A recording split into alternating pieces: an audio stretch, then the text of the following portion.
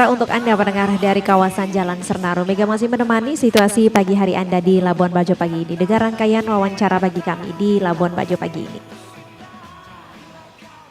Masih mengudara untuk Anda pendengar dari kawasan Jalan Sernaro. Mega masih menemani situasi Anda masih pagi hari mendengarkan Anda di RRI Labuan Bajo, kanal informasi dan inspirasi.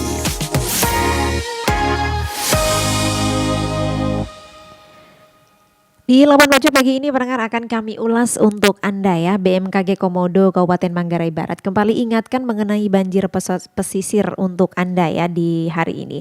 Dan sudah terhubung bersama kami melalui line telepon Ibu Maria Patricia Seran ya, Kepala BMKG Komodo Kabupaten Manggarai Barat. Selamat pagi Ibu. Selamat pagi. Semangat pagi Bu Maria. Semangat pagi. Semangat pagi. Terima kasih Ibu untuk waktu paginya. Pagi ini kembali diganggu oleh RRI mengudara bersama kami. Baik, aman. Aman ya Bu ya. Oke, baik. Ibu Maria mungkin bisa disampaikan Bu Maria kepada pendengar RRI ini mengenai diingatkan kembali untuk peringatan banjir rob pesisir untuk wilayah Labuan Bajo saja atau seperti apa ini Bu Maria? Oke, baik. Jadi peringatan dini banjir pesisir atau ROB itu mulai dikeluarkan BMKG pada sekitar tanggal 8 karena fase bulan purnama atau full moon itu terjadi pada tanggal 9. Jadi sebelumnya kita perlu tahu dulu banjir pesisir atau ROB biasa disebut yang kita kenal dengan ROB itu adalah peristiwa naiknya permukaan air laut ke daratan pesisir pantai yang disebabkan oleh air laut pasang atau curah hujan yang tinggi, kemudian menyebabkan daerah di sekitarnya itu tergenang oleh air laut. Nah, salah satu wilayah terdampak dalam peringatan dini banjir pesisir ini adalah pesisir Pulau Flores. Nah, tentu saja wilayah Labuan Bajo ini kan kita masuk dalam Flores, jadi tentu saja juga perlu kami informasikan terkait peringatan dini ini. Oke, untuk peringatan dini ini Bu Maria ini sifatnya nanti rutin atau memang ada peningkatan potensi nanti dibandingkan dari biasanya gitu? Ini tadi yang seperti saya sudah sempat itu tentang pengertiannya bahwa banjir yang terjadi karena peristiwa astronomi juga full moon itu juga ditambah peristiwa air laut pasang ini ditambah dengan curah hujan. Namun untuk wilayah Labuan Bajo sendiri kita tidak mengalami hujan yang cukup ekstrim sehingga fenomena banjir rob ini atau mungkin lebih tepatnya bukan banjir rob tapi naiknya ketinggian muka laut itu yang disebabkan hanya pure oleh astronomi gitu, peristiwa fenomena astronomi yaitu bulan purnama ini gitu. Jadi ketika saat purnama itu kan biasanya posisi bulan dan matahari itu sejajar sehingga gaya tariknya ke laut itu jadi lebih kuat gitu. Apalagi nanti tanggal 14 Agustus ini kan kita akan berada di titik perige yaitu jarak terdekat dengan bumi. Jadi gaya tarik bulan itu makin kuat dan pasang laut bisa lebih tinggi dari biasanya gitu. Oke, baik. Untuk Labuan Bajo sendiri, Bu Maria, apa dari pantauan BMKG, apakah memang sudah ada tanda-tanda ini naiknya ke permukaan laut atau seperti apa ini, Bu Maria? Atau sama sekali belum ini? Sebenarnya dari fase tanggal 9 kemarin itu tuh yang lebih merasakan itu tentu masyarakat di pesisir pasti lebih tahu karena ini kan adalah fenomena alami yang setiap bulannya pasti akan kita akan mengalami hal yang sama ketika terjadi purnama. Jadi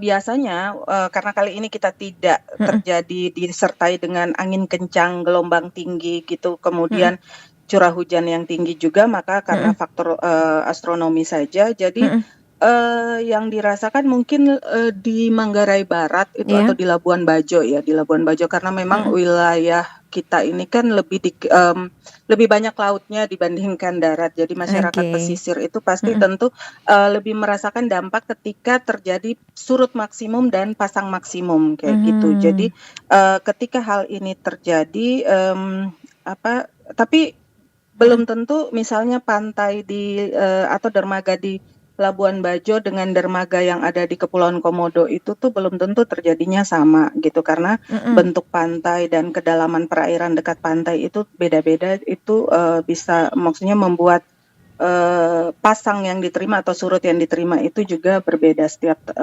lokasinya kayak gitu. Oke, berarti beda-beda, potensinya tuh berbeda-beda gitu ya, Bu, ya, maksudnya ya? Iya berbeda, tapi Mhm. yang lebih mungkin dirasakan saat kan gini, dalam satu hari itu ada Mhm. terjadi 2 kali pasang dan dalam 24 jam ya, Iya 2 iya. kali pasang dan 2 kali Mhm. surut. Mhm. Namun ketika terjadi purnama gitu Mhm. atau ya, ketika terjadi purnama ini biasanya, Mhm. surut yang terjadi itu Mhm. jauh lebih, jauh lebih, dangkal Mhm. atau bahkan lebih jauh ke tengah Mhm. laut Mhm. dibandingkan ketika surut yang terjadi bukan pada saat fase purnama, Mhm. seperti itu. Mhm. Begitu pula ketika terjadi pasang maksimum kayak Mhm. Mhm. gitu. Jadi, itu yang perlu diwaspadai oleh, masyarakat pesisir, Mhm. kemudian juga di dermaga-dermaga ketika Mhm. terjadi bongkar muat, aktivitas bongkar muat Barang barang gitu gitu di ya? Mhm. dermaga, Mhm. iya. Mhm. Karena tentu akan berpengaruh Mhm. ketika kapal itu akan merapat Mhm. Mhm. atau misalnya kayak resort Mhm. gitu, resort-resort yang punya, dermaga kecil-kecil itu, nah itu Mhm. perlu menyesuaikan dengan jadwal pasang surut gitu. Oke oke. Baik, ini apakah memang sudah, ada hal yang perlu dilakukan ini, Bu, langkah-langkah antisipasi gitu ya, langkah-langkah antisipasi yang disarankan langsung oleh BMKG khusus untuk masyarakat dan juga, instansi terkait mungkin, Bu Maria, terkait dengan, banjir rob ini? Oke, mungkin bukan banjirop ya saat ini kita Oke mungkin, oke. ya fenomena ini Fenomena full moon astronomi ini gitu ya? aja. Mhm. Ya Mhm. jadi fenomena astronomi yang membuat Mhm. pasang maksimum Mhm. lebih tinggi daripada biasanya dan surut Mhm. minimumnya lebih rendah Mhm. daripada biasanya. Jadi mungkin Mhm. di sini kami, pesan kunci ke publik Mhm. itu, fenomena ini nih sebenarnya alami dan siklusnya itu teratur, bukan Mhm. bencana cuaca. Oke. Kemudian bukan Mhm. berarti laut itu berbahaya secara keseluruhan, Mhm. tapi aktivitas di laut dan pesisir itu perlu diatur, sesuai jadwal pasang surut, Mhm. gitu. Kemudian wisata bahari itu tetap bisa berjalan Mhm. asal memperhatikan, timing-nya gitu. Mhm. Mhm. Kenapa? Karena, yang tadi terkait pariwisata bahari itu, Mhm. aktivitas snorkeling atau Iya. trip island itu bisa Mhm. terganggu karena arus itu lebih kuat saat pasang atau surut ekstrim, kayak gitu. Oke. Kemudian beberapa pantai dengan hamparan luas bisa hilang sementara saat Oke. terjadi pasang tinggi, Mhm. atau kapal wisata itu juga sulit merapat seperti yang tadi saya sudah sampaikan bahwa Mhm. ada Mhm. resort yang Mhm. punya Mhm. dermaga-dermaga kecil seperti itu. Mhm. Kemudian kegiatan pelabuhan dan, itu dermaga bisa tergenang atau akses naik turun kapal itu jadi lebih sulit, Mhm. Mhm. pada saat surut maksimum juga kapal Mhm. berukuran kecil kecil Mhm. ini Iya. bisa saja kandas di area yang lebih dangkal kayak gitu. Nah, Oke. Mhm. Mhm. untuk masyarakat pesisir mungkin sedikit lagi, Mhm. jadi kayak Iya untuk air iya. laut itu bisa saja yang, kan kami juga tidak tahu bahwa Mhm. masyarakat pesisir ini untuk, perumahannya atau beberapa aktivitas, tempat usahanya itu mungkin Mhm. Mhm. lebih dekat dengan laut. Jadi Mhm. mungkin bisa saja terjadi air laut Mhm. itu bisa masuk ke rumah atau usaha yang berada di tepi pantai. Infrastruktur seperti jalan pesisir, Iya. kemudian tambak atau Mhm. resort terapung pun bisa terdampak, mungkin Mhm. itu, Oke, gitu. baik. Oke, baik. Lengkap sekali ulasannya, Bu Maria. Ini juga sebagai catatan khusus juga ya, berhubung dengan Labuan Bajo ini adalah kota pariwisata, Iya pelaku pariwisata juga, pelaku usaha pariwisata juga diingatkan ya mengenai, iya, hal demikian. Baik, Bu Maria, terima kasih untuk waktu paginya, Bu Maria. Selamat melanjutkan. sama-sama, selamat pagi. Oke, selamat pagi, selamat melanjutkan aktivitas Bu Maria di hari ini. Terima kasih. Baik pendengar, terima kasih untuk Anda sudah bersama kami di rangkaian wawancara pagi kami di Labuan Bajo pagi ini untuk Anda. Saya Mega pamit dari ruang dengar Anda untuk edisi Labuan Bajo pagi ini.